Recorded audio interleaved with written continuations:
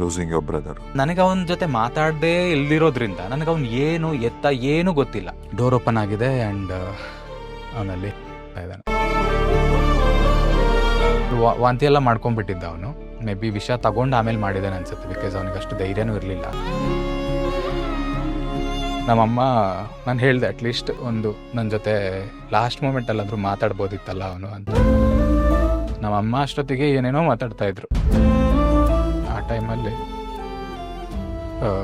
Mentally ಅವರು ತುಂಬ ಇದಾಗ್ಬಿಟ್ಟಿದ್ರು. ಆಮೇಲೆ ಸ್ನಾನ ಮಾಡೋಕ್ಕೆ ಮಲಗಿಸುವಾಗನು ನಮ್ಮ ಮಗನಿಗೆ ಅರಿಶಿನ ಶಾಸ್ತ್ರ ಮಾಡ್ತೀನಿ ಅನ್ನತ್ರ.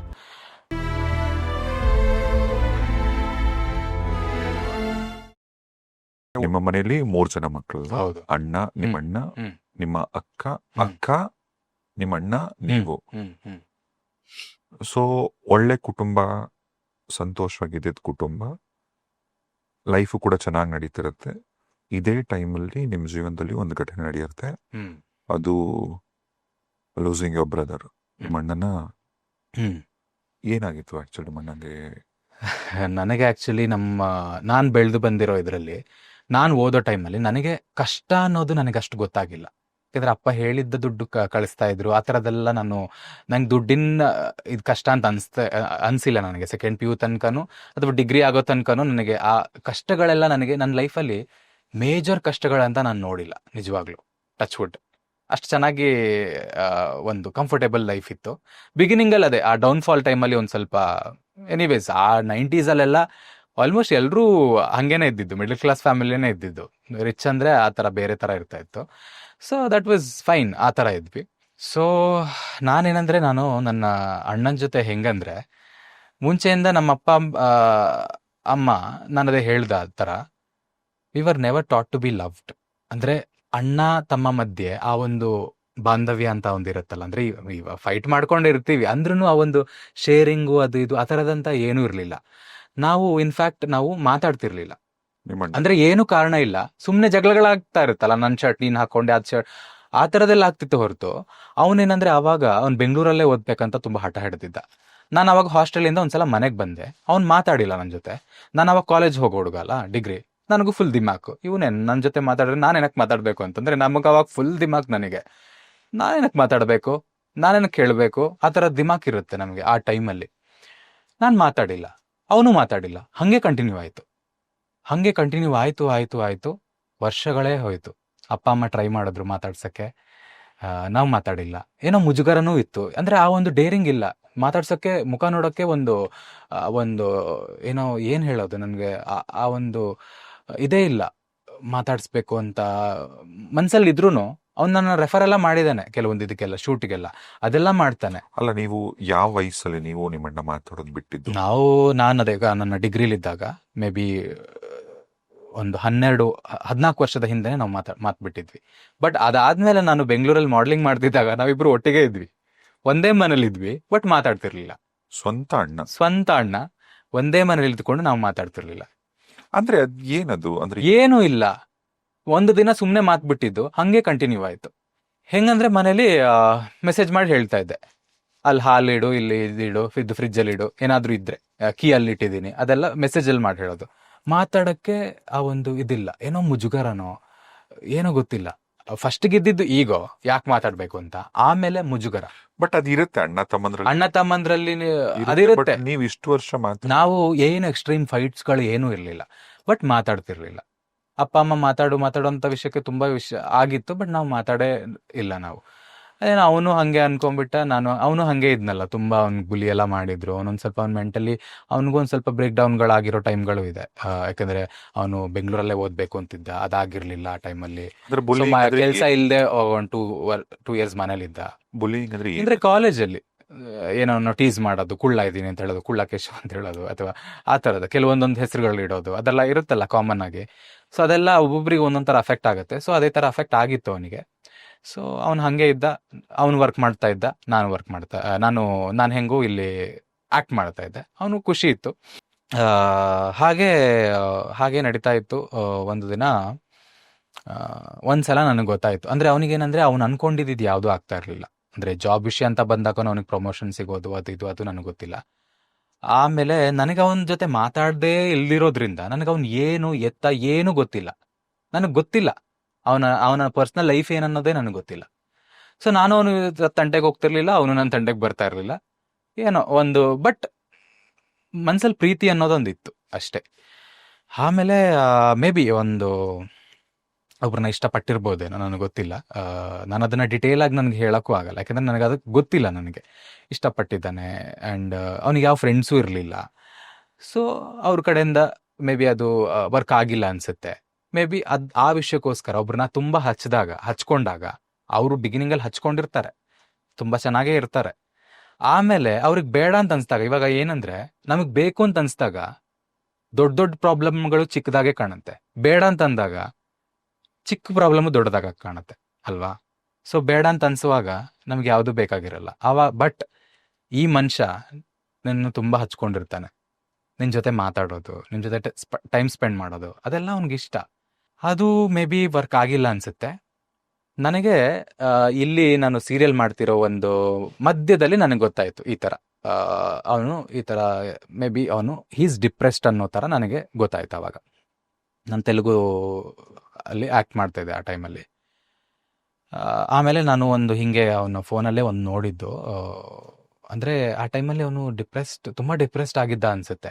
ಒಂದ್ಸಲ ಏನು ಮಾಡಿದ್ದಾನೆ, ನಾವು ಸುಮ್ಮನೆ ಕ್ಯಾಶುವಲ್ ಆಗಿ ತಗೊಂಡಿದ್ವಿ, ಏನು ಸುಮ್ಮನೆ ಇವ್ನು ನಾಟಕ ಆಡೋದು ಅಥವಾ ಇರುತ್ತಲ್ಲ, ಇವಾಗ ನಮ್ಮ ಎಲ್ಲ ಮನೆಗಳಲ್ಲಿ ಇವಾಗ ಡಿಪ್ರೆಷನ್ ಅನ್ನೋದು ತುಂಬ ಕಾಮನ್ನು. ನಾವು ಅದನ್ನು ತುಂಬ ಈಸಿಯಾಗಿ ತಗೊಳ್ತೀವಿ. ನಮ್ಮ ಅಪ್ಪ ಅಮ್ಮನಿಗೆಲ್ಲ ಹೇಳಿದ್ರೆ ಏನು ಅನ್ಕೋತಾರೆ, ಎಂಥದ್ದು ಇಲ್ಲ, ಡಿಪ್ರೆಷನ್ ಎಲ್ಲ ಎಂಥದ್ದಿಲ್ಲ, ಹೋಗಿ ಕೆಲಸ ಮಾಡು ಅಂತ ಹೇಳ್ತಾರೆ ಅಲ್ವಾ? ಯಾರೋ ಅದನ್ನು ಅದಕ್ಕೊಂದು ಇದು ಕೊಡಲ್ಲ. ನಾನು ಸ್ವಲ್ಪ ಹಾಗೆ ಅಂದ್ಕೊಂಡೆ, ಏನಿಲ್ಲ ಸುಮ್ಮನೆ ಹೋಗಿ ಕೆಲಸ ಮಾಡ್ಕೊಂಡು ಆರಾಮಾಗಿದ್ರೆ ಚೆನ್ನಾಗಿರ್ತೀಯ. ನಂದು ಹೆಂಗಂದ್ರೆ, ನಾನು ಆರ್ಟಿಸ್ಟ್ ಆಗಿರೋದ್ರಿಂದ ನನ್ನ ಲೈಫ್ ಹಾಗೆ ಚೆನ್ನಾಗಿ ನಡೀತಾ ಇತ್ತು. ನಾನು ಹಾಗೆ ಅನ್ಕೊಳ್ಳೋದು, ಬೇರೆಯವ್ರ ಲೈಫ್ ಹೆಂಗೆ ಅಂತ ನಾವು ನೋಡೋಕೆ ಹೋಗಲ್ಲ ಅವಾಗ. ಬಟ್ ಅವನಿಗೆ ಮನೇಲೇ ವರ್ಕ್ ಮಾಡೋಕ್ಕಿತ್ತು ಅವಾಗ, work from home, Covid time. So ಈ ಥರ ಮೇ ಬಿ ಒಬ್ರ ಜೊತೆ ಒಂದು ಇಷ್ಟಪಟ್ಟು ಇದ್ನೇನೋ ಅಥವಾ ಅದು ವರ್ಕ್ ಆಗಿಲ್ವೇನೋ. ಸೊ ಇವನೇನು ಮಾಡಿದ್ದಾನೆ, ಒಂದ್ಸಲ ಸ್ಲೀಪಿಂಗ್ ಟ್ಯಾಬ್ಲೆಟ್ ತೊಗೊಂಡ್ಬಿಟ್ಟಿದ್ದಾನೆ. ಅಂದರೆ ಹಿ ವಾಸ್ ಆಲ್ ಡಿಪ್ರೆಸ್ಡ್. ಆ ಟೈಮಲ್ಲಿ ನಮಗೆ ಗೊತ್ತಾಗಿದ್ದು ಇವನಿಗೆ ದರ್ ಈಸ್ ಅ ಪ್ರಾಬ್ಲಮ್ ಅಂತ. ತಗೊಂಡು ಏನು ಮಾಡಿದ್ವಿ, ನಮಗೆ ಅವಾಗ ಹಾಸ್ಪಿಟಲೆಲ್ಲ ಸೇರಿಸಿ ಗೊತ್ತಾದರೆ ಹಂಗೆ ಹಿಂಗೆ ಅಂತ ಸ್ವಲ್ಪ ಭಯ ಇತ್ತು. ಅಂದರೆ ಚೆನ್ನಾಗಿರಲ್ಲ, ಯಾಕೆ ನಾವೆಲ್ಲ ಇಷ್ಟು ಚೆನ್ನಾಗಿದ್ವಿ, ತುಂಬ ಚೆನ್ನಾಗಿದ್ದ ಒಂದು ಕುಟುಂಬ, ಯಾಕೆ ಇವನು ಹೀಗೆ ಮಾಡ್ಕೊಂಡ ಅಂತ ಜನ ಅಂದ್ಕೊಳ್ಳಲ್ಲ. ನಾವು 3 ಜನಕ್ಕೆ ನಾವು ಕೇರ್ ಮಾಡ್ತೀವಲ್ಲ ಯೂಶ್ವಲಿ. ಸೊ ಹಂಗೆ ಅಂದ್ಕೊಂಡ್ವಿ. ಬಟ್ ಹೆಂಗೋ ಮಾಡಿಬಿಟ್ಟು ನಮ್ಮ ಅಮ್ಮ ಎಲ್ಲ ಇದ್ದುಬಿಟ್ಟು ಹುಷಾರಾಗ್ಬಿಟ್ಟು ಕರ್ಕೊಂಬಂದ್ವಿ. ಅಲ್ಲಿಂದ ಸ್ವಲ್ಪ ನನಗೆ ಭಯ ಶುರುವಾಯಿತು. ನನಗೆ ಯಾವತ್ತೂ ನನಗೆ ಅಪ್ಪ ಅಮ್ಮ ಕಾಲ್ ಬಂದರೆ ನನಗೆ ಭಯ ಆಗೋದು. ಅಮ್ಮ ಅಂತ ನಾನು ನೋಡಿದ್ರೆ ಅಥವಾ ಅಪ್ಪ ಅಂತ ನನಗೆ ಕಾಣಿಸಿದ್ರೆ ಫೋನಲ್ಲಿ ನನಗೆ ಭಯ ಆಗೋದು. ಇದೆ ಡಬ್ಬ ಡಬ್ಬ ಡಬ್ಬ ಹೊಡ್ಕೊಳ್ಳೋದು, ಗೊತ್ತಿಲ್ಲ, ಅದು ಭಯ ಶುರು ಆಗಿತ್ತು. ಆ ಟ್ರಾಮಾ ನನಗೆ ಎಲ್ಲಿ ಏನು ಮಾಡ್ಕೊಂಡ್ಬಿಡ್ತಾನೋ ಮತ್ತೆ ಅನ್ನೋ ಥರ ಆಯಿತಾ. ಆಮೇಲೆ ಒಂದಿನ ನಾನು ಹಿಂಗೆ ಅವ್ನ ಫೋನಲ್ಲಿ ಒಂದು ನೋಡಿದ್ದು, ಹಿಂಗೆ ಕೂತ್ಕೊಂಡು ಗೋಡೆಗೆ ಹಿಂಗೆ ತಲೆ ಚಚ್ಕೋತಾ ಇದ್ದಾನೆ. ಐ ಮೀನ್ ಆ ಥರ ಒಂದು ವಿಡಿಯೋ ನಾನು ನೋಡಿದೆ. ಅಂದರೆ ಹಿ ವಾಸ್ ಟೋಟಲಿ ಡಿಪ್ರೆಸ್ಡ್. ಅವನಿಗೆ ಆ ಒಂದು ಸ್ಟೇಜ್ಗೆ ಅವ್ನು ರೀಚ್ ಆಗಿದ್ದಾನೆ. ಅಂದರೆ ಅದು ಏನಂತ ನಂಗೆ ಹೇಳೋಕ್ಕಾಗಲ್ಲ, because I was not in his place ಅಲ್ಲ. ಬಟ್ ಇವಾಗ ನಂಗೆ ಅನಿಸ್ತಾ ಇದೆ ಅವ್ನು ಯಾವ ಥರ, ಬಿಕಾಸ್ ಏನಂದರೆ ಒಂದು ವ್ಯಕ್ತಿ ಒಬ್ಬರನ್ನ ಲವ್ ಮಾಡ್ದಾಗನೋ ಅಥವಾ ಹಚ್ಕೊಂಡಾಗನೋ ಬೇರೆ ಥರ ಡಿಪ್ರೆಷನ್ನೇ ಇರ್ಬೋದು. ಅದು ಹೆಂಗೆ ಫೀಲ್ ಆಗುತ್ತೆ ಅಂತ ನನಗೆ ನೀವು ಲವ್ ಮಾಡಿದಾಗ ನಿಮಗೆ ಗೊತ್ತಾಗುತ್ತೆ. Every human being is same. ನೀವು ಲವ್ ಮಾಡಿ ಒಬ್ರು ಬಿಟ್ಟು ಹೋದಾಗ, ಟ್ರೂಲಿ ಲವ್ ಮಾಡಿ ಬಿಟ್ಟು ಹೋದಾಗ ಎಲ್ಲರೂ they will go through this. But ಅದೇ ಹೇಳ್ದಂಗೆ ಒಬ್ಬೊಬ್ಬರು ಒಂದೊಂಥರ ಅದನ್ನು ತೊಗೊಂಡ್ಬಿಡ್ತಾರೆ. ಹಂಗಾಯಿತು. ಆಮೇಲೆ ನೋಡಿದ್ರೆ ಇದು ನಿಲ್ತಾನೆ ಇಲ್ಲ ಈ ಥರದ್ದು. ನಾವೇ ಅಂದ್ಕೊಂಡ್ವಿ ಇವನಿಗೊಂದು ಕೌನ್ಸಿಲಿಂಗ್ ಥರ ಏನೋ ಮಾಡಿಸೋಣ ಅಂತ ನಾವು ಅಂದ್ಕೊಂಡ್ವಿ. ಆವಾಗ ಹೇಳ್ತಿದ್ದ, ನಾನೇನು ಹುಚ್ಚನ, ನನಗೇನಕ್ಕೆ ಕೌನ್ಸಿಲಿಂಗ್ ಮಾಡೋದಕ್ಕೆ, ಹಂಗೆ ಹಿಂಗೆ ಹೇಳ್ತಾ ಇದ್ದ. ನಾವು ಅವಾಗ ಫೋರ್ಸ್ ಮಾಡೋಕ್ಕಾಗಲ್ಲ, ಕೌನ್ಸಿಲಿಂಗ್ ಮಾಡಬೇಕು. ಅವಾಗ ಅವ್ರು ಏನು ಅನ್ಕೊಂಡ್ಬಿಡ್ತಾರೆ, ಇವ್ನಿಗೇನೋ ಸರಿ ಇಲ್ಲ ಅಂತ ನಾವು ಏನೋ ಹೇಳ್ತಾ ಇದ್ದೀವಿ ಅಂತ ಹಂಗೆ ಅನ್ಕೊತಾರೆ. ಅದು ಅವರಿಗೆ ಇದು ಮಾಡಿಬಿಡುತ್ತೆ, ಇನ್ನೂ ಡೌನ್ ಮಾಡಿಬಿಡುತ್ತೆ. ಸೊ ಅವನೇ ಆನ್ಲೈನಲ್ಲಿ ಕನ್ಸಲ್ಟ್ ಮಾಡಿಬಿಟ್ಟು ಅವ್ನ ಟ್ರೀಟ್ಮೆಂಟ್ ಅವನೇ ಮಾಡ್ಕೋತಾ ಇದ್ದ. ಆಮೇಲೆ ಮತ್ತೆ ಇನ್ನೊಂದು ಡಾಕ್ಟ್ರನ್ನ ಕಾಂಟ್ಯಾಕ್ಟ್ ಮಾಡಿದ್ದಾನೆ, ಅವ್ರಿಗೆ ಮಾತ್ರೆ ಎಲ್ಲ ಕೊಟ್ಟಿದ್ದಾರೆ. ಮತ್ತೆ ಸೆಕೆಂಡ್ ಟೈಮ್ ಪುನಃ ಹಾಗೆ ಮಾಡ್ಕೊಂಡಿದ್ದಾನೆ 2ನೇ ಸಲನೂ. ಆಮೇಲೆ ಒಂದು ಲೆಟ್ರ್ ಎಲ್ಲ ಸಿಕ್ತು, ಈ ಥರ ಇಷ್ಟು ದುಡ್ಡಿಲ್ಲಿ ಇಟ್ಟಿದ್ದೀನಿ, ಇಷ್ಟು ಇದು ಎಲ್ಲ ಇಟ್ಟಿದ್ದೀನಿ, ಹಂಗೆ ಹಿಂಗೆ ಅಂತ. ಬಟ್ ಆವಾಗ್ಲೂ ನೋಡಿಬಿಟ್ಟು ಹಾಸ್ಪಿಟಲಿಗೆ ಸೇರಿಸ್ಬಿಟ್ಟು ಬಚಾವ್ ಮಾಡ್ಕೊಂಡು ಬಂದ್ವಿ ನಾವು. ಸೆಕೆಂಡ್ ಟೈಮ್ ಆಯಿತು. ಸೊ ಆ 6 ಮಂತ್ ನನಗೆ ಮನೆಯಿಂದ ಯಾವುದೇ ಕಾಲ್ ಬಂದರೂ ನನಗೆ ಭಯ ಆಗೋದು. ನನಗೆ ಲಿಟ್ರಲಿ ಅಷ್ಟು ಭಯ ಆಗಿಬಿಟ್ಟಿತ್ತು. ನನಗಲ್ಲಿ ವರ್ಕ್ ಮಾಡೋಕ್ಕೆ ಆಗ್ತಿರ್ಲಿಲ್ಲ, ಅಷ್ಟು ಒಂದೊಂದು ಸಲ ನಾವೇ ಅಂದ್ಕೊಂಡಿದ್ದೀವಿ, ಯಾಕೆ ಈಗ ಇಷ್ಟು ಹಿಂಸೆ ಮಾಡ್ತಿದ್ದಾನೆ ನಮಗೆ ಅನ್ನೋ ಥರ ನಮ್ಗೆ ಅನಿಸ್ಬಿಟ್ಟಿತ್ತು ಅದು. ಸೊ ಒನ್ ಫೈನ್ ಡೇ ಏನಾಗಿದೆ, ಜನರಲಿ ಅವನು ಒಬ್ಬನೇ ಅಂತ ಇರೋದಂತ ಇಲ್ಲ ಮನೇಲಿ. ಒಂದ್ಸಲ ಏನೋ ಎಲ್ಲ ಬಿಟ್ಬಿಟ್ಟು ಹೋಗಿದ್ದಾರೆ ಟೆಂಪಲ್ಗೆ. ಯಾರು ಮನೇಲಪ್ಪ ಮನೇಲಿ ಅಪ್ಪ ಅಮ್ಮ ಎಲ್ಲ ಟೆಂಪಲ್ಗೆ ಹೋಗಿದ್ದಾರೆ, ಮತ್ತೆ ಬಂದಿದ್ದಾರೆ. ನಾರ್ಮಲ್ ಆಗಿದ್ದಾನೆ, ಹಂಗೆ ನಾರ್ಮಲ್ ಆಗೇ ಇದ್ದ. ನಾನೇನ್ ಮಾಡಿದೀನಿ, ಆ ಟೆಂಪಲ್ ಮನೆ ಮುಂದೆ ಅವ್ನು ಇನ್ನೇನು ತೀರ್ ಹೋಗೋ ಒಂದು ತಿಂಗಳ ಕತೆ ನಾನು ಹೇಳ್ತಾ ಇರೋದು ಇದು. ಟೆಂಪಲ್ಗೆ ಹೋಗಿದ್ದಾರೆ, ಬಂದಿದ್ದಾರೆ, ರಾತ್ರಿ ಎಲ್ಲೋ ಸ್ಟೇ ಆಗ್ಬಿಟ್ಟೆಲ್ಲ ಬಂದಿದ್ದಾರೆ. He was all fine. ನಾನು ಅವಾಗ ನನಗೆ ಮೃತ್ಯುಂಜಯ ಹೋಮ ಇತ್ತು, ನನಗೆ ನನ್ನ ಮನೆಗೆ ಹೋಗಿದ್ದೀನಿ ಮೃತ್ಯುಂಜಯ ಹೋಮಕ್ಕೆ. ಮೃತ್ಯುಂಜಯ ಹೋಮಕ್ಕೆ ಹೋದಾಗ ಆವಾಗ ನನಗೆ ಅವನಲ್ಲಿ ತುಂಬಾ ಡಿಫ್ರೆನ್ಸ್ ಕಾಣ್ತಾ ಇತ್ತು. ಯಾರ ಜೊತೆ ಮಾತಾಡ್ತಿರ್ಲಿಲ್ಲ, ಅಟ್ಲೀಸ್ಟ್ ಇಲ್ಲ ಅಂತಂದ್ರೆ ಒಂದೊಂದು ಟೈಮಲ್ಲಿ ಮಾತಾಡಿಸ್ತಿದ್ದ. ಬೇರೆಯವರು ನಮ್ಮ ಅಕ್ಕನ ಮಕ್ಕಳೆಲ್ಲ ಇದ್ರು, ಅವ್ರ ಜೊತೆ ಮಾತುಕತೆನೂ ಇಲ್ಲ, ಏನೂ ಇಲ್ಲ, ಸುಮ್ಮನೆ ಹಂಗೆ ಕೂತ್ಕೊಂಡಿರೋದು, ಆ ಥರ ಎಲ್ಲ ಮಾಡ್ತಾ ಇದ್ದ. ನನಗೆ ಅಮ್ಮನ ಜೊತೆ ನಾನು ಬರೋವಾಗ ಕೇಳಿದೆ, ಯಾಕಂಗಿದ್ದಾನೆ ಮುಖ ಉದಿಸ್ಕೊಂಡು ಅಂತ ಕೇಳಿದೆ ನಾನು. ಆವಾಗ ನನಗೆ ನನ್ನ ಒಂದು ನನಗೆ ಒಂದು ಕಂಟಕ ಇದೆ ಅಂತ ನನಗೆ ಮಾಡಿದ್ದು ಮೃತ್ಯುಂಜಯ ಹೋಮ. ಬಟ್ ಕಂಟಕ ಇದ್ದಿದ್ದು ಅಥವಾ ಇದಿದ್ದು ಅವನಿಗೆ ಆ್ಯಕ್ಚುಲಿ. ಐ ಮೀನ್ ನನಗೆ 8ನೇ ತಾರೀಕಿಗೆ ನನ್ನ ಮೃತ್ಯುಂಜಯ ಹೋಮ ಮಾಡಿದ್ದು. ಇವನು 11ಗೆ ಏನಾಯ್ತಂದ್ರೆ ಅಪ್ಪ ಅಮ್ಮ ಹೋಗಿದ್ದಾರೆ, ಮಲ್ಲ ಅಂತ ಒಂದು ಟೆಂಪಲ್ ಇದೆ, ಹೋಗಿದ್ದಾರೆ. ಇವನು ಹೇಳಿದಾನೆ, ನಾನು ಬರಲ್ಲ, ನಾನು ಮನೇಲಿ ಇರ್ತೀನಿ ಅಂತ. ನಾಯಿಗಳಿದ್ದು, ನಾಯಿ ಒಂದಿದೆ, ಅದ್ರ ಜೊತೆನೇ ಮಾತಾಡ್ತಿದ್ದಿದ್ದ ಅವನು ಒಂದು 2-3 ಮಂತ್ಸ್. ಬೇರೆ ಯಾರ ಜೊತೆನೂ ಮಾತಾಡಲ್ಲ, ನಾಯಿ ಜೊತೆ ಸಾಯಂಕಾಲ ಕೂತ್ಕೊಂಡು ಮಾತಾಡೋದು. ನಾವು ಅನ್ಕೋತೀವಿ ಏನು ಇವನು ಹುಚ್ಚಾನೆ ಇವನು ಅಂತ, ಆ ಥರ ಅನ್ಕೋತಿದ್ವಿ ನಾವು ಒಂದೊಂದ್ಸಲ. ಯಾರ ಜೊತೆ ಮಾತಾಡಲ್ಲ ಅವನು, ಯಾರ ಜೊತೆನೂ ಮಾತಾಡ್ತಿರ್ಲಿಲ್ಲ, ನಾಯಿ ಜೊತೆ ಮಾತಾಡೋದು ಕೂತ್ಕೊಂಡು. ಸೊ ಹಂಗಾಯಿತು. ಅಪ್ಪ ಅಮ್ಮ ಎಲ್ಲ ಹೋಗಿದ್ದಾರೆ. ನನಗೆ ವಿಷಯನೇ ಗೊತ್ತಿಲ್ಲ, ನಾನು ಆ ದಿನ ಎಲ್ಲ ಕಾಲ್ ಮಾಡಿಲ್ಲ. ನನ್ನ ಅಪ್ಪ ಅಮ್ಮನ ಜೊತೆ ಒಂದು 2-3 ದಿನಕ್ಕೆ ಹಾಗೆಲ್ಲ ಮಾತಾಡ್ತಾ ಇದ್ದೆ. ನನಗೆ ಆ ದಿನ ಶೂಟಿಂಗ್ ಇಲ್ಲ, 11th of ಸೆಪ್ಟೆಂಬರ್ ನನಗೆ ಶೂಟಿಂಗ್ ಇರಲಿಲ್ಲ. ನಾನು ಕೂತ್ಕೊಂಡಿದ್ದೆ. ನಮ್ಮಮ್ಮ ಏನು ಮಾಡಿದ್ದಾರೆ, ಟೆಂಪಲಿಂದ ಬಂದಿದ್ದಾರೆ. ನಮ್ಮಪ್ಪ ಅಲ್ಲಿಂದಾನೇ ಯಾವುದೋ ಮದುವೆಗೆ ಹೋಗಿದ್ದಾರೆ. ಬೆಂಗಳೂರಲ್ಲಿದ್ರ? ಇಲ್ಲ, ನಾನು ಹೈದರಾಬಾದಲ್ಲಿದ್ದೆ, ಓಕೆ. ನಮ್ಮ ಅಪ್ಪ ಅಮ್ಮ ಊರಲ್ಲಿದ್ದರು. ಸೊ ಬಂದಿದ್ದಾರೆ ಮನೆಗೆ. ಅಕ್ಕ ಎಲ್ಲೋ ಅಲ್ಲಿ ಪಕ್ಕದಲ್ಲೇ ಅಂಗಡಿಗೆ ಹಾಲು ತರಕ್ಕೆ ಹೋಗಿದ್ದಾಳೆ. ನಮ್ಮಮ್ಮ ಹಂಗೆ ಬಂದಿದ್ದಾರೆ ಮನೆಯೊಳಗಡೆ, ಕರ್ಕೊಂಡು ಬಂದಿದ್ದಾರೆ. ಅವನ ಹೆಸರು ಕರ್ಕೊಂಡು, ಅಂದರೆ ಅವ್ನು ಎಲ್ಗೋ ಡ್ರಾಪ್ ಮಾಡಬೇಕು ಅಂತ ಕರ್ಕೊಂಡು ಬಂದಿದ್ದಾರೆ. ಇಲ್ಲ, ಕೆಳಗಡೆ ಇಲ್ಲ, ಅಲ್ಲೆಲ್ಲೂ ಇಲ್ಲ. ಮೇಲೆ ಹೋಗಿದ್ದಾರೆ. ಮೇಲೆ ನೋಡಿದ್ರೆ ಅವ್ನ ರೂಮಲ್ಲಿ ಒಂದು ಹಗ್ಗ ಬಿದ್ದಿತ್ತು. ಸೊ ಶಿ ಗಾಟ್ ಡೌಟ್, ಏನೋ ಆಗಿದೆ ಅಂತ. ಸೊ ಹಂಗೆ ಹೊರಗಡೆ ಬಂದರು. ಹೊರಗಡೆ ಬಂದರೆ ಅಲ್ಲಿ ಬಾಲ್ಕನಿ ಡೋರ್ ಓಪನ್ ಆಗಿದೆ. ಡೋರ್ ಓಪನ್ ಆಗಿದೆ ಆ್ಯಂಡ್ ಅವನಲ್ಲಿ ಇದ್ದಾನೆ. ಸೊ ನಮ್ಮ ಅಮ್ಮನೇ ಫಸ್ಟ್ ನೋಡಿದ್ದು ಅದನ್ನು. ಅಮ್ಮ ಆವಾಗ ಒಂದು ಯಾಕಂದರೆ ನನ್ನ ಅಮ್ಮನಿಗೆ ಅವ್ನು ತುಂಬ ಒಂದು ಮುದ್ದಿನ ಮಗ ಥರ. ಯಾಕಂದರೆ ಲಾಕ್ಡೌನ್ ಟೈಮಲ್ಲೆಲ್ಲ ಒಟ್ಟಿಗೆ ಅಡುಗೆ ಮಾಡಿಕೊಂಡು ಅದೆಲ್ಲ ಮಾಡ್ಕೊಂಡಿದ್ರು, ಎಲ್ಲ ಮಾಡ್ತಾನೆ ಅವನು. ಸೊ ನಾವು ಏನೋ ಒಂದು ಕೇರ್ಲೆಸ್ ಮಾಡಿಕೊಂಡು, ಅಥವಾ ನಾವು ಅವನಿಗೆ ಅವಾಗ ಇದು ಮಾಡಿಲ್ಲ. ನನಗೆ ಏನು ಹೇಳಬೇಕಂತ ಗೊತ್ತಾಗ್ತಿಲ್ಲ. ಹಿಂದಿನ ರಾತ್ರಿ ಮಾಡ್ಕೊಂಡಿದ್ದಾನೆ ಅವನು. ಮೋಸ್ಟ್ಲಿ ಒಂದು 10 o'clockಗೆ ನನ್ನ ಫ್ಯೂ ಆಂಟಿರಿಗೆಲ್ಲ ಕಾಲ್ ಮಾಡಿದ್ದಾನೆ, ಮಾತಾಡಿದ್ದಾನೆ. ಆ್ಯಂಡ್ ನಮ್ಮ ಅಮ್ಮನೂ ಅವಾಗ ಕೇಳಿದ್ದಾರೆ, ಯಾರನ್ನಾದ್ರೂ ಕಳಿಸ್ಲಾ ನಿನ್ನ ಜೊತೆ ಇರೋದಕ್ಕೆ ಅಂತ. ಅವ್ನು ಬೇಡ, ನಾನೇನು ಚಿಕ್ಕ ಮಗುನ ಅಂತ ಕೇಳಿದ್ದಾನೆ. ನೋಡಿದ್ರೆ ಬೆಳಗ್ಗೆ ಬಂದಾಗ ಈ ಥರ. ಇವ್ರು ಎಷ್ಟೊತ್ತಿಗೆ ಬಂದರು? ಇವ್ರು ಬೆಳಗ್ಗೆ 10 ಗಂಟೆಗೆ ಬಂದಿದ್ದು ಮನೆಗೆ. ಹಿಂದಿನ ಅದು ನಮ್ಮಮ್ಮ ಒಬ್ಬರೇ ಬಂದಿದ್ದು ಒಳಗಡೆ. ಬಂದು ಹೀಗೆ ನೋಡಿದಾಗ ಮೇಲೆ. ಸೊ ನನಗೆ ಅದೇ ಅಮ್ಮನಿಗೆ ಎಷ್ಟು ಕಷ್ಟ ಆಗಿರ್ಬೋದು ಆ ಮೂಮೆಂಟಲ್ಲಿ. ಆ್ಯಂಡ್ ಅವರು ಹೀಗೆ ಅಂದರೆ ಅವರು ವಾಂತಿ ಎಲ್ಲ ಮಾಡ್ಕೊಂಡ್ಬಿಟ್ಟಿದ್ದ ಅವನು. ಮೇ ಬಿ ವಿಷ ತಗೊಂಡು ಆಮೇಲೆ ಮಾಡಿದ್ದಾನೆ ಅನ್ಸುತ್ತೆ, ಬಿಕಾಸ್ ಅವನಿಗೆ ಅಷ್ಟು ಧೈರ್ಯನೂ ಇರಲಿಲ್ಲ. ನಮ್ಮಮ್ಮ ಮೋಸ್ಟ್ಲಿ ಮಗ ಬದುಕಿದ್ದಾನೆ ಅನ್ನೋ ಹೋಪಲ್ಲಿ ಮೇ ಬಿ ನೋಡಿರ್ಬೋದಲ್ಲ, ಒಂದು ಸ್ವಲ್ಪ ಹಿಂಗೆ ಅಲ್ಲಾಡಿಸಿ ನೋಡಿರ್ಬೋದಲ್ಲ. ಬಟ್ ಅವನಿಗೆ ಆ ಒಂದು ಯೋಚನೆನೇ ಇರಲಿಲ್ವ, ಅಪ್ಪ ಅಮ್ಮ ಇದ್ದಾರೆ ನನಗೆ, ಅಪ್ಪ ಅಮ್ಮನಿಗೆ ಇಷ್ಟು ಬೇಜಾರಾಗತ್ತೆ ಅನ್ನೋ ಥರ ಅವ್ನಿಗೊಂದು ಯೋಚನೆನೇ ಬರಲಿಲ್ವ. ನಿನ್ನ ಅಷ್ಟು ಸ್ವಾರ್ಥಿ ನಾನಿನ್ನು, ನೀನೇ ಸಾಯಿ.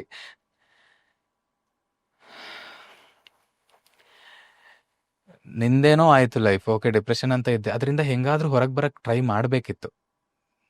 ಬಟ್ ನನಗೆ ಅಮ್ಮನ ಬಗ್ಗೆ ತುಂಬ ಬೇಜಾರಾಗತ್ತೆ ಈ ವಿಷಯದಲ್ಲಿ. ತುಂಬ ಒಂದು ಅವನ ಒಂದು ಡಿಪ್ರೆಷನ್ ಅರ್ಥ ಮಾಡ್ಕೊಂಡ್ರು ಅವರು ಲಾಸ್ಟ್ ಮೂಮೆಂಟಲ್ಲಿ ಹೇಳಿದಾಗ, ಹಿಂಗೆ ಅಂತ ಹೇಳಿದಾಗ ಅರ್ಥ ಮಾಡ್ಕೊಂಡ್ರು. ಬಟ್ ದೆನ್ ಫೈನಲಿ ಅವನು ಮೇ ಬಿ ದಟ್ ವಾಸ್ ಡೆಸ್ಟೆಂಡ್.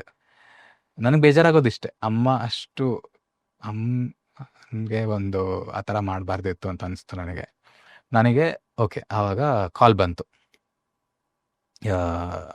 ಈ ಥರ ಮಾಡ್ಕೊಂಡಿದ್ದಾನೆ ಅಂತ. ನನಗೆ ಶೂಟಿಂಗ್ ಇರಲಿಲ್ಲ ಎನಿವೇಸು. ನಾನು ಇವ್ರಿಗೆ ಕಾಲ್ ಮಾಡಿ ಹೇಳಿದೆ, ಪ್ರೊಡಕ್ಷನ್ನಲ್ಲಿ ಮ್ಯಾನೇಜರ್ಗೆ ಹೇಳಿದೆ, ಈ ಥರ ಆಗಿದೆ ಅಂತ. ಆವಾಗ ಒಂದೇ ಫ್ಲೈಟ್ ಇದ್ದಿದ್ದು, Bangalore to Mangalore 6 o'clock flight ಇದ್ದಿದ್ದು. ಆ್ಯಂಡ್ ನಂದು ನಂದೇ ಟ್ರ್ಯಾಕ್ ಆವಾಗ. ನಂದು ಶೂಟ್ ಮಾಡಿಲ್ಲ ಅಂತಂದರೆ ಟೆಲಿಕಾಸ್ಟ್ ಮಾಡೋಂಗಿಲ್ಲ, ಆ ಥರ ಇತ್ತು. ಸೊ ನಾನು ಹೇಳಿದೆ ಅವರಿಗೆ. ಆವಾಗ ಅವ್ರು ಹೇಳಿದ್ರು, ಅಂದರೆ ಅದು ಮಾಡಲೇಬೇಕು, ಒಂದು ಸೀನ್ ಮಾಡಿಕೊಟ್ಟು ಹೋಗ್ತೀರಾ ಅಂತ. ನಾನು ಅವಾಗ ಅಂದ್ಕೊಂಡೆ, ಮನೇಲಿ ಅವನು ಸತ್ತೋಗಿದ್ದಾನೆ, ಅದೇ ದಿನ ಸೇಮ್ ಡೇ ನಾನು ಹೋಗಿ ಇಲ್ಲಿ ಶೂಟ್ ಮಾಡಬೇಕು. ಆವಾಗ ನನಗನ್ಸಿದ್ದು, ಆ್ಯಕ್ಟ್ರಸ್ ಅಂದರೆ ನೀವು ಹೇಗೆ ನಿಮಗೆ ಇಷ್ಟು ಒಂದು ಚಾಲೆಂಜಸ್ ಬರುತ್ತೆ ಅಂತ. ನಾನೇನು ಮಾಡಿದೆ, ನಾನು ಹೋದೆ 1 ಗಂಟೆಗೆ ಹೋದೆ, 2 ಗಂಟೆಗೆ. ಆ ದಿನ ಸೀನ್ ಏನಂದರೆ, ನಮ್ಮಮ್ಮ ಯಾರೋ ಒಬ್ಬರು ಬಂದಿದ್ದಾರೆ, ನಮ್ಮಮ್ಮ ಇವರಲ್ಲ ಅನ್ನೋ ಥರ ನನಗೆ ಆವಾಗ ಒಂದು ಸೀನ್, ಆವಾಗ ಕತೆ ಇದ್ದಿದ್ದಂಗೆ ಅವ್ರನ್ನ ಹಿಡಿದು ಹೊರಗಡೆ ಹಾಕ್ಬೇಕು ನಾನು ಸಿಟ್ಟಲ್ಲಿ, ಆ ಥರ ಸೀನು. ಅದರಲ್ಲಿ ದುಃಖದಲ್ಲೇ ಮಾಡಿದೆ. ನನಗೆ ಗೊತ್ತಿಲ್ಲ ಅವನು ಇಲ್ಲ ಅನ್ನೋದು, ನನಗೆ ಇನ್ನೂ ಗೊತ್ತಾಗ್ತಿಲ್ಲ. ಸೀನ್ ಮಾಡಿದೆ, ಬಂದೆ, ಮ್ಯಾಂಗ್ಳೂರ್ ರೀಚ್ ಆದೆ. ಕಾರ್ ಬಂತು, ಕಾರಲ್ಲಿ ಹೋಗ್ತಾ ಇದ್ದೀನಿ, ಡ್ರೈವರ್ ಜೊತೆ ಮಾತಾಡ್ಕೊಂಡು ಹೋಗ್ತಾ ಇದ್ದೀನಿ, ನಾರ್ಮಲಾಗಿ ಮಾತಾಡ್ಕೊಂಡು ಹೋಗ್ತಾ ಇದ್ದೀನಿ. ಇನ್ನೇನು ಅರ್ಧ ಗಂಟೆ ಇದೆ ಅನ್ನೋ, 10 ನಿಮಿಷ ಇದೆ ಅನ್ನೋ ಅಷ್ಟರಲ್ಲಿ ನನಗೆ ಭಯ ಆಗಕ್ಕೆ ಶುರು ಆಯಿತು. ಆವಾಗ ಅಲ್ಲಿ ಹೋದಾಗ ಎಲ್ಲರೂ ಇದ್ದರು ಮನೆಯಲ್ಲಿ. ನಮ್ಮಮ್ಮ, ನಾನು ಹೇಳಿದೆ ಅಟ್ಲೀಸ್ಟ್ ಒಂದು ನನ್ನ ಜೊತೆ ಲಾಸ್ಟ್ ಮೂಮೆಂಟಲ್ಲಾದರೂ ಮಾತಾಡ್ಬೋದಿತ್ತಲ್ಲ ಅವನು ಅಂತ. ನಮ್ಮಮ್ಮ ಅಷ್ಟೊತ್ತಿಗೆ ಏನೇನೋ ಮಾತಾಡ್ತಾಯಿದ್ರು. ಅಂದರೆ ಅವರಿಗೆ ಆ ಟೈಮಲ್ಲಿ ಮೆಂಟಲಿ ಅವರು ತುಂಬ ಇದಾಗ್ಬಿಟ್ಟಿದ್ರು. ಆಮೇಲೆ ಸ್ನಾನ ಮಾಡೋಕ್ಕೆ ಮಲಗಿಸುವಾಗನು ನಮ್ಮ ಮಗನಿಗೆ ಅರಿಶಿನ ಶಾಸ್ತ್ರ ಮಾಡ್ತೀನಿ ಅನ್ನೋ ಥರ she was talking.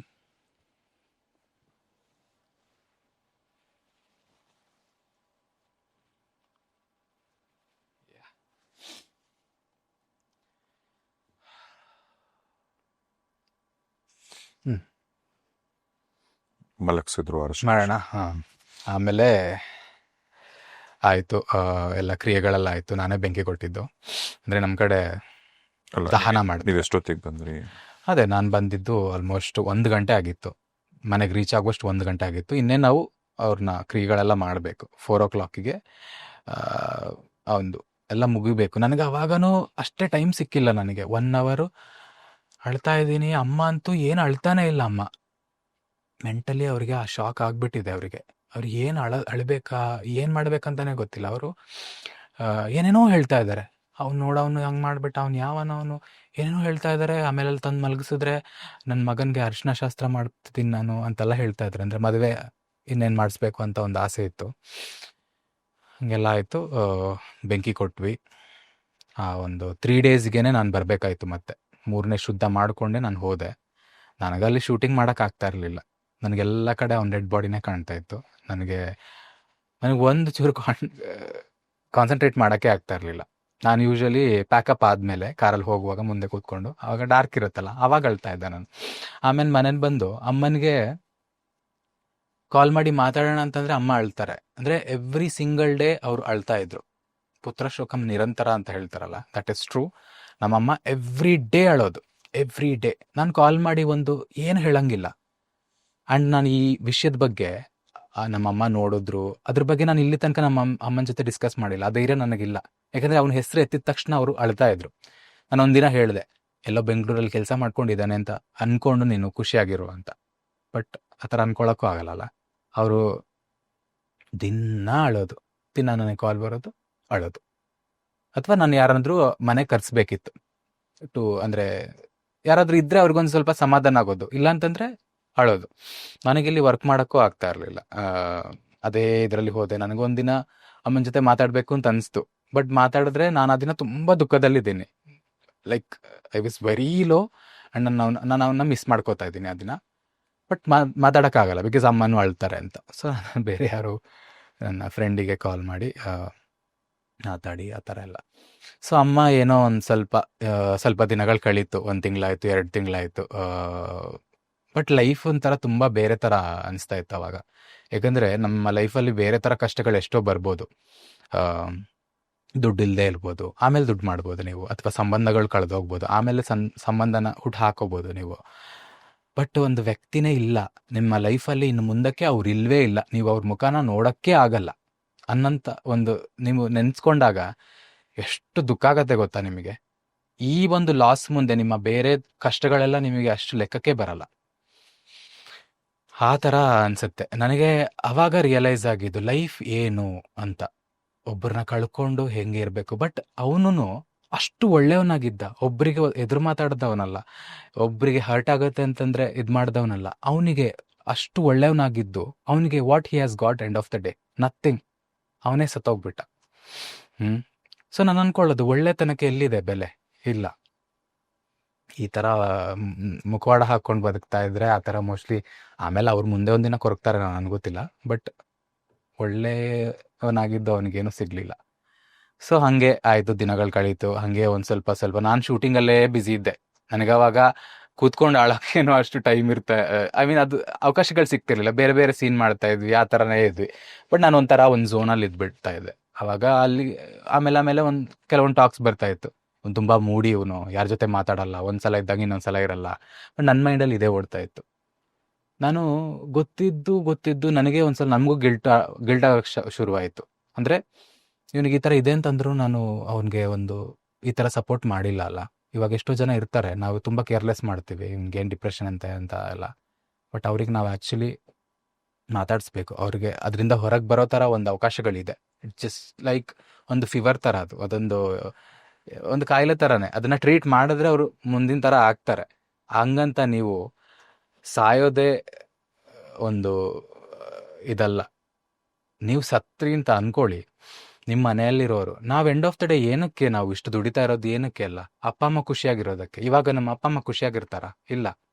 Life long ಅವರು ಅದನ್ನೇ ನೆನೆಸ್ಕೊಂಡಿರ್ತಾರೆ. ನಮ್ಮ ಅಮ್ಮ ಅಂತೂ ಅದರಲ್ಲೇ ಕಾಲ ಕಳೆದ್ಬಿಟ್ರು, ಆಯಿತು. ಅದೊಂದು ಸ್ಪೇಸ್ ಹಂಗೆ ಉಳಿದು ಬಿಡತ್ತೆ. ಅವನಿಲ್ಲ. ನಮಗೆ ಇವಾಗ ಎಷ್ಟೇ ಖುಷಿ ವಿಚಾರ ಬಂದ್ರು, ನನಗಿವಾಗ ಏನೇ ಆದ್ರೂ ಎಂಥದೇ ಆದ್ರೂ ಆ ಪ್ರಾಪರ್ ಆಗಿ ಒಂದು ಕಂಪ್ಲೀಟ್ ಖುಷಿ ಅಂತ ಇಲ್ಲ. ಅವನಿಲ್ಲ ಅನ್ನೋ ಒಂದು ವಾಯ್ಡ್ ಅಂತ ಇರುತ್ತಲ್ಲ, ಅದು ಇರುತ್ತೆ ನಿಮ್ಮ ಎಂಟೈರ್ ಲೈಫ್. ಕಂಪ್ಲೀಟಾಗಿ ಖುಷಿ ಅಂತ ಇಲ್ವೇ ಇಲ್ಲ.